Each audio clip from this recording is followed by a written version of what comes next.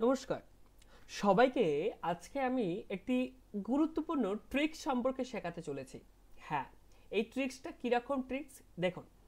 আমরা বাজারেতে জানি বাজারকে কারা বানায় বা বাজারকে কারা তৈরি করে, সেটা হলো এফআইআই। হ্যাঁ, ডেফিনেটলি যারা এখন একটু নলেজেবল পার্সন তারা বলবেন যে দাদা এখন নতুন ভারতের রিটেলারদের মতে সমস্ত কিছু হচ্ছে। রিটেলারদের এসআইপি বেড়ে গেছে, রিটেলারদের মিউচুয়াল ফান্ড পার্টিসিপেশন বেড়ে গেছে, রিটেলারদের শেয়ার মার্কেটে ডাইরেক্ট স্টক বলেন, ইন্ডেক্সে ফিউচার অপশন বলেন, সেখানেও পার্টিসিপেশন অনেক বেড়ে আছে। এফআইআই আস্তে আস্তে কোনো ব্যাপার না, সে যদি চলেও যায় কখনো ব্যাপার না। দেখুন, ফাইন্যান্সের ভাষায় কোনো থিওরি যে অবজ্ঞাযোগ্য সেটা না। আমাদেরকে বুঝতে হবে এফআইআই বা এফপিআই এর ভূমিকাটা কি। এতদিন পর্যন্ত ডেফিনেটলি এফপিআইরা বাজারকে কিন্তু তৈরি করত এবং নষ্ট করার হাতও ছিল, কিন্তু আমরা দেখলাম আমাদের ফাইন্যান্স মিনিস্টার নির্মলা সীতারামন এবং তারও একটা বক্তব্য আছে যে এখন নতুন ভারত, বিকশিত ভারত দেখছে, রিটেলাররা বেশি পাওয়ারফুল হচ্ছে। ঠিক কথা, সব ঠিক আছে, কিন্তু যে গেমটা হচ্ছে না বাজারের মধ্যে, সেই গেমটা আমরা খালি চোখে দেখতে পাই না। সেই গেমটা আমরা যদি একটু ভালোভাবে অবজার্ভ করি তাহলে দেখতে পাবো যে গেমটা অ্যাকচুয়ালি কোথায় হচ্ছে।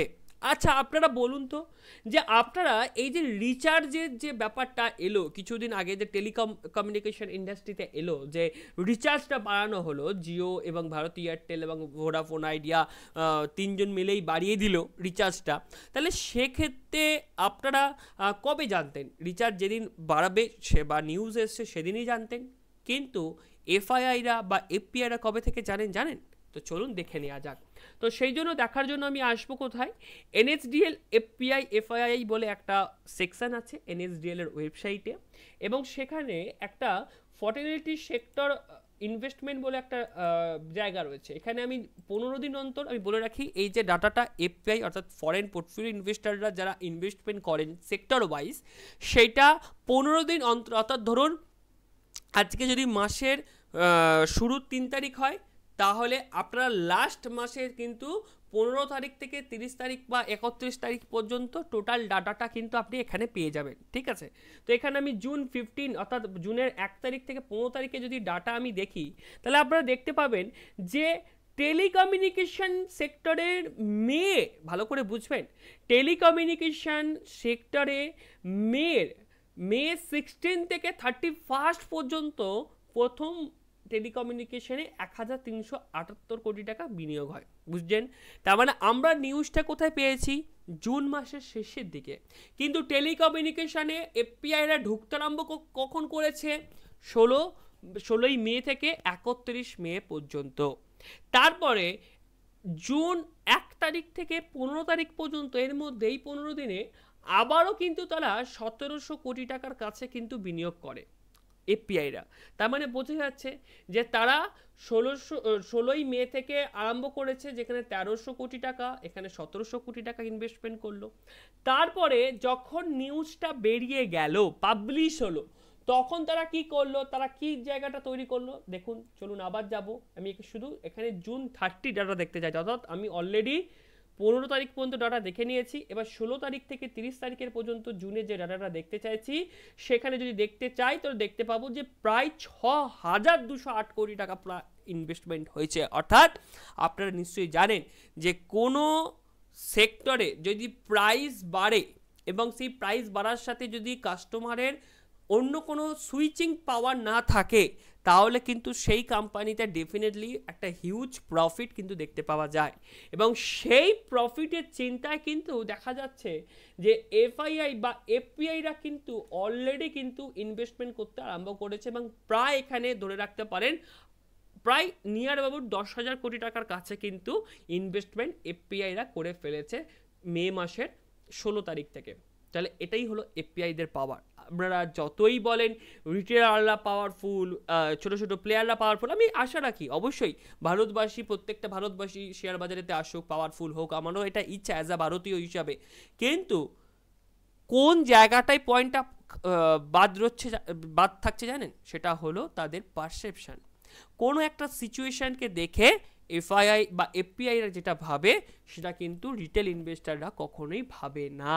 তারা সেটাকে যে অপরচুনিটি দেখতে চাইছে তারা কিন্তু সেটা রিটেলাররা ধরতে পারছে না। তো এই বিষয়টাকে আমি বোঝাতে চাইছি। তাই আজকের সম্পূর্ণ টপিকটা আমি আলোচনা করব যে কিভাবে এফআইআই এবং এফপিআইরা মার্কেটটাকে বানায় বা মার্কেটটাকে খারাপ করে। দেখুন, এর জন্য আমাদেরকে কি করতে হবে, এফআইআই ডিআইআই ডাটা আমাদেরকে ওপেন করতে হবে। তো তার জন্য আমরা সার্চ করে নেবো কি এফআইআই ডিআইআই ডাটা, ওপেন করে নিলাম।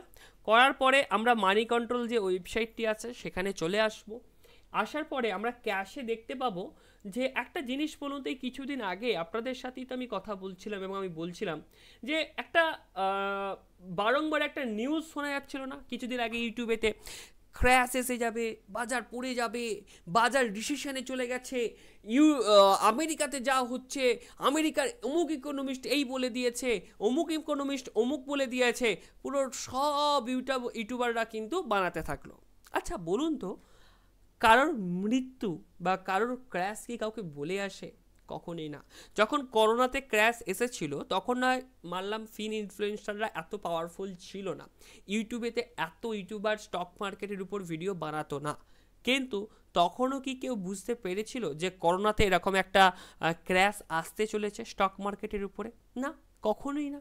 তাহলে সেই জায়গাটা আমি আপনাদেরকে বোঝাতে চাইছি বা সেই জায়গাটা আপনাদের কাছে উপলব্ধি করাতে চাইছি যে ফিন ইনফ্লুয়েন্সার বা সারা দুনিয়া যেটা বলছে তার অপোজিট পজিশন নিচ্ছে কারা?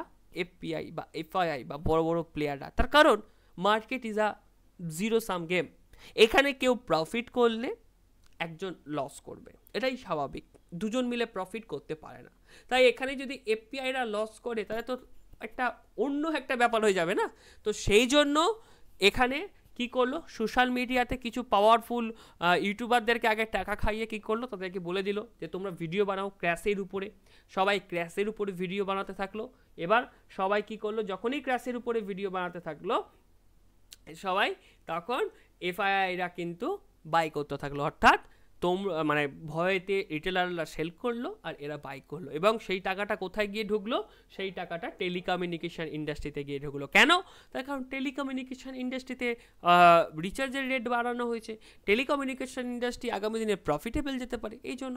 আবার দেখুন, এই যে রিসেন্টলি এখন তো রেজাল্টের সময় চলছে, আমরা যেমন শুনলাম টিসিএস এর উপরে একটা টিসিএস এর রেজাল্ট একটু হালকা ভালো এসে, এবং দেখুন লাস্ট যে 16ই জুন থেকে 30শে জুনের কিন্তু এখানে টিসিএসকে দেখা যাচ্ছে এখানে এফপিআইদেরও পজিশন নিতে দেখতে পাওয়া যাচ্ছে। তার মানে একটা জিনিস কি আমরা বুঝতে পারছি না যে বর্তমান বাজারে যদি আমরা এফআইআই এবং এফপিআইদেরকে ট্র্যাক না করি তাহলে কিন্তু আমাদের কাছে অনেকটা ভুল হচ্ছে। তাই আমি বলবো আপনারা রেগুলারলি এফআইআই এবং এফপিআইদেরকে ট্র্যাক করুন এবং 15 দিন ছাড়া ছাড়া এই সেক্টরাল ডাটাটা দেখুন যে এফআইআই বা এফপিআইরা কোন সেক্টরে এন্ট্রি নিচ্ছে। যে সেক্টরে এন্ট্রি নেবে সেই সেক্টরটাকে আপনি ফোকাস আউট করুন এবং সেই সেক্টরের যে ভ্যালুয়েশন সঠিক এরকম স্টকে ফোকাস আউট করে আপনারা ইনভেস্টমেন্ট করুন। যাই হোক, এখানেই শেষ করছি আজকের ভিডিওটা। ভালো লাগলে আপনাদের কি করতে হবে আপনারা জানেন, লাইক, সাবস্ক্রাইব, এবং যদি কোনো ডাউট থাকে বা এফআইআই বা এফপিআই রিলেটেড যদি আপনার ডেরিভেটিভ মার্কেটের উপরে যদি কোনো ভিডিও চান অবশ্যই কিন্তু কমেন্ট করেন, আমি বানানোর চেষ্টা করব। ধন্যবাদ, দেখা হবে নেক্সট ভিডিওতে।